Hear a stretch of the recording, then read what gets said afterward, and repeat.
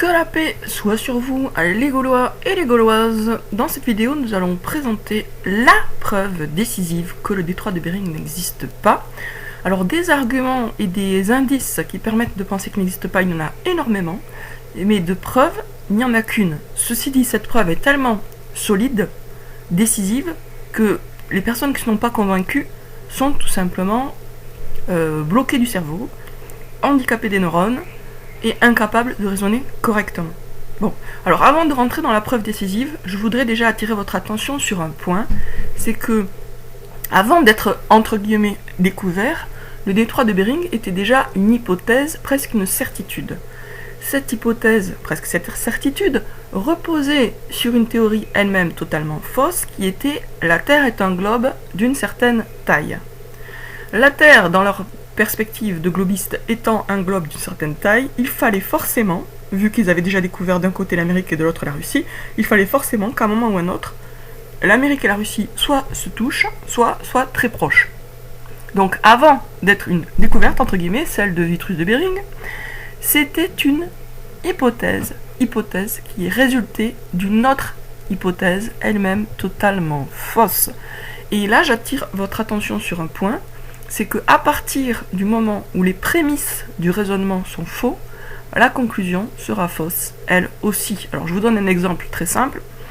Si vous dites tous les hommes sont mortels, Socrate est un homme, donc Socrate est mortel, vous avez des prémices justes, tous les hommes sont mortels et Socrate est un homme, et une conclusion juste, parce que la forme du raisonnement, qui est un syllogisme, est correcte.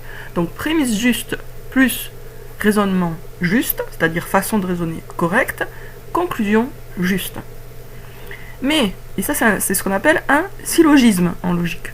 Mais si vous avez une prémisse fausse, par exemple, tous les hommes sont des Chinois, et que vous faites le même raisonnement, tous les hommes sont des Chinois, Socrate est un homme, donc Socrate est chinois. Donc vous voyez comment il suffit qu'une des prémisses soit fausse pour que la conclusion, qui résulte d'un raisonnement correct, dans sa forme, soit fausse, elle aussi. Donc, à prémisse fausse, conclusion fausse, même si le raisonnement est tenu dans sa forme logique. Et c'est ce qui s'est passé par rapport au détroit de Bering. Le raisonnement lui-même était correct. Si la Terre est un globe de telle taille, il faut forcément que la Russie et l'Amérique se touchent. Donc, le raisonnement dans sa forme était correct. Le problème, c'est que la prémisse était fausse, puisque la Terre n'est pas un globe.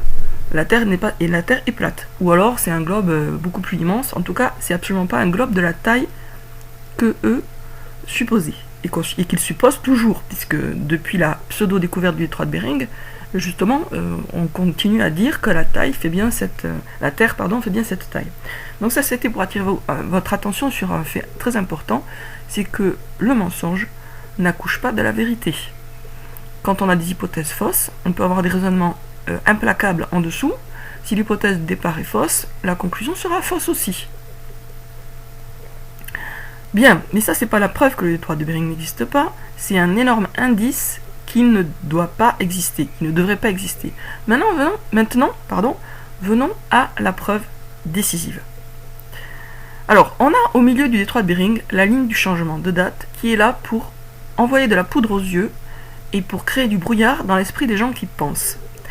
Comme cette ligne est arbitraire, c'est ce qu'ils disent eux-mêmes, hein, les globistes, ils parlent de ligne arbitraire du changement de date, donc d'une ligne qu'on pourrait mettre ailleurs, c'est une ligne théorique qui ne change rien, qui ne correspond à rien de concret, c'est ce qu'ils disent, puisque quand on franchit cette ligne, on change de jour, mais on ne change pas d'heure. Donc c'est une ligne qui est là pour des raisons mystérieuses, pour ceux qui n'ont pas compris l'arnaque. Donc plaçons-la ailleurs, mettons-la, puisqu'elle est fictive, imaginaire, arbitraire et tout ce qu'on veut, mettons-la pour s'en débarrasser de l'autre côté. On va la mettre sur le méridien de Greenwich en Angleterre. Voilà. Donc la ligne du changement de date, on l'a virée. Qu'est-ce qui nous reste maintenant au détroit de Bering? Sachant qu'on va considérer le détroit de Bering comme un seul lieu, puisqu'effectivement c'est un lieu, théoriquement. Un lieu, quand on est au milieu du détroit de Bering, on est vraiment dans le détroit de Bering, donc ce lieu existe théoriquement. Bon. Alors, imaginons qu'on est maintenant au milieu du détroit de Bering.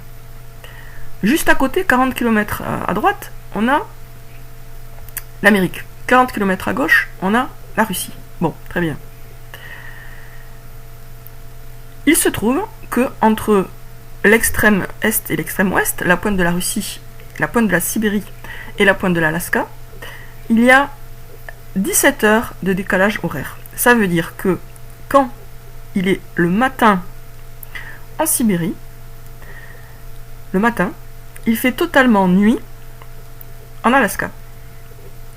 Donc nous avons affaire à un lieu où il fait à la fois jour et nuit en même temps. Et c'est ça la preuve décisive que le détroit de Bering n'existe pas, parce qu'il n'y a pas de lieu sur Terre où il est à la fois le jour et la nuit en même temps. C'est à la fois le matin, le soleil est haut dans le ciel, et en même temps c'est la nuit, le soleil est caché.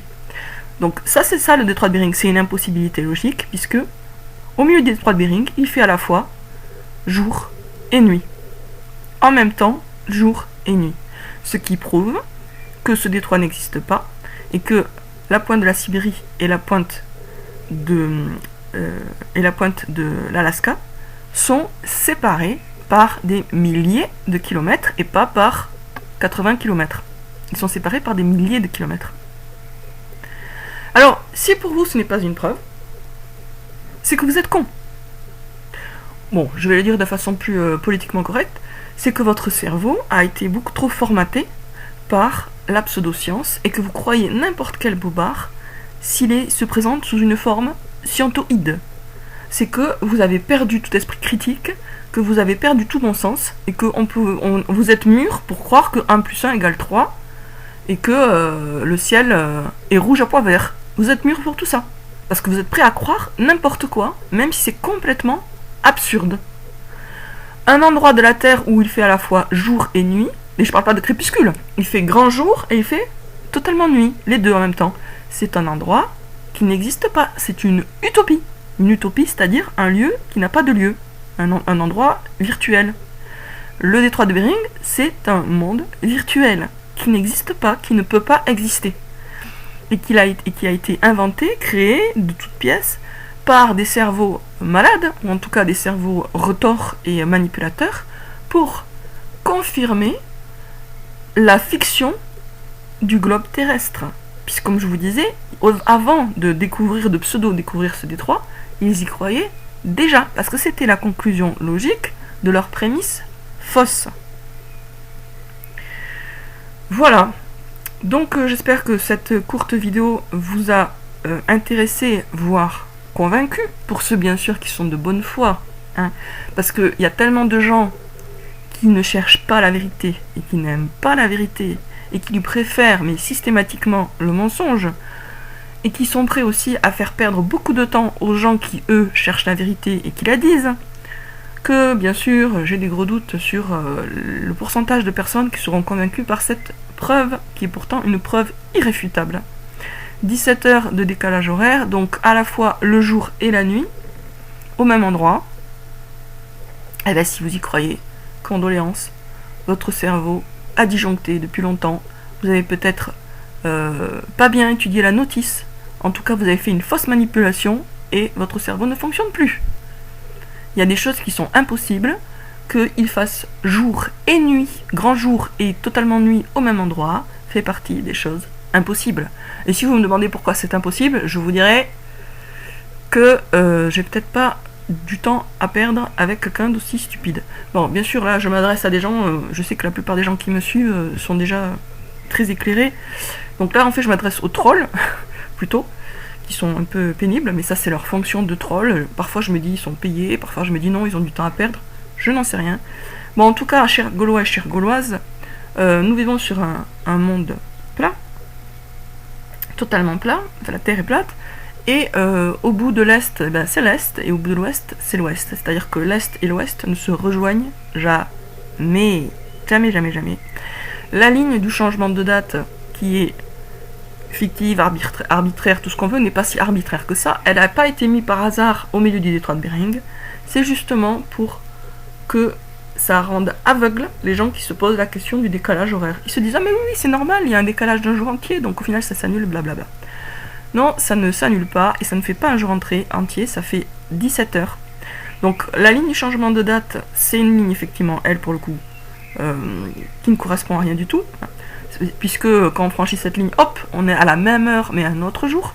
Par contre, le détroit de Bering, le décalage horaire, il est bien réel, et il n'est pas supprimable, et il correspond à une distance géographique, bien sûr, incompressible. Eux, ils n'ont pas le pouvoir de rapprocher la Russie et l'Alaska. Ils ont juste du pouvoir sur nos imaginations et nos cerveaux. Voilà, à bientôt les Gaulois et les Gauloises, résistants à la dictature sataniste mondiale. Et bon courage.